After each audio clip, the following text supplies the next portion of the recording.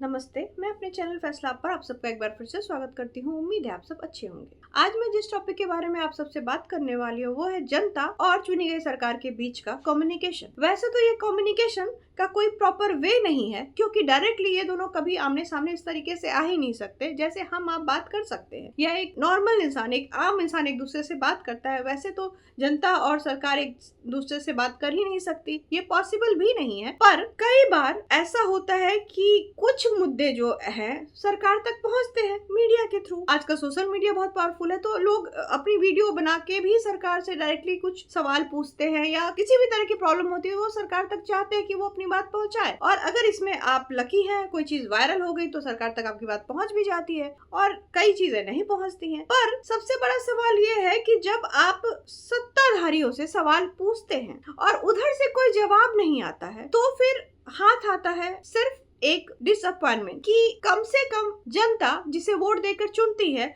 उससे अपने सवालों के जवाब तो एक्सपेक्ट कर ही सकती है। इसी मुद्दे को रिलेट करते हुए द इंडियन एक्सप्रेस के संपादक प्रताप भानु मेहता, जो कि एक फेमस इंडियन पॉलिटिकल एक्सपर्ट भी हैं, ने एक बात कही जो कि सीधे सीधे तौर पे सत्ता के सबसे सेंसिटिव सवाल पर अटैक करती है। उनका ये कहना है कि बहस पीएम की ईमानदारी की है ही नहीं, बल्कि बहस उस पॉलिटिकल रिस्पॉन्सिबिलिटी की है जो देश के सबसे हाईएस्ट पोस्ट के साथ आती। उन्होंने आगे कंपेयर करते हुए ये भी कहा कि डॉक्टर मनमोहन सिंह को अक्सर मौन प्रधानमंत्री कहा जाता था और उनकी पार्टी में पकड़ भी लिमिटेड ही होती थी, फिर भी उनकी खामोशी शुरू से ही सवालों के घेरे में रही।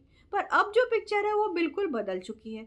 मौजूदा सरकार के पास अभूतपूर्व बहुमत है और उसके साथ साथ ही प्रधानमंत्री के पास अनकंडीशनल पॉलिटिकल पावर है। फिर भी जिस मुद्दे पर सबसे ज्यादा लड़ने का दावा किया गया था वह भ्रष्टाचार, उसी पर अनडिस्क्राइब्ड चुप्पी दिखाई देती। जब सत्ता इतनी स्ट्रांग हो और करप्शन के आरोपों पर रिएक्शन इतने कमजोर, तो फिर ये अपने आप में एक पॉलिटिकल कहानी बयां करता है, एक ऐसी कहानी जो किसी भी सत्ता को विटनेस बॉक्स में खड़ा कर सकती है। पर अब यहाँ सवाल ये उठता है कि जब इतने सीरियस एलिगेशंस हैं तो फिर कोई भी बड़ा जन आंदोलन होता हुआ दिखाई क्यों नहीं देता? तो इसका जवाब ये है कि अन्ना आंदोलन के बाद आम आदमी पार्टी के जो एक्सपीरियंसेस जनता के सामने आए हैं उसको लेकर एक बहुत बड़ा वर्ग डिसअपॉइंटेड हुआ है और अब उनका आंदोलनों पर से विश्वास उठ सा गया। मिस्टर मेहता का ये मानना है कि जो लोग ये उम्मीद करके बैठे हैं कि प्रधानमंत्री खुद कोई व्यापक सफाई अभियान चलाएंगे तो वो शायद इस मामले में निराशा ही उनके हाथ लगे।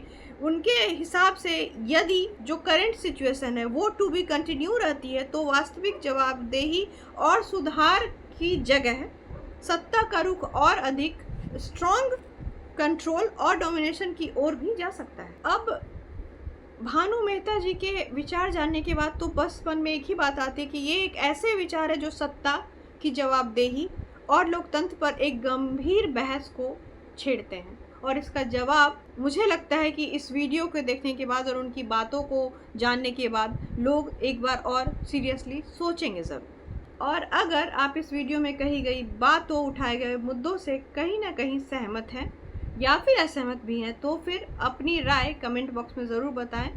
हमें आपके कमेंट्स का इंतज़ार रहेगा। तब तक के लिए अपना और अपने अपनों का ज़्यादा से ज़्यादा ध्यान रखें। जय हिंद।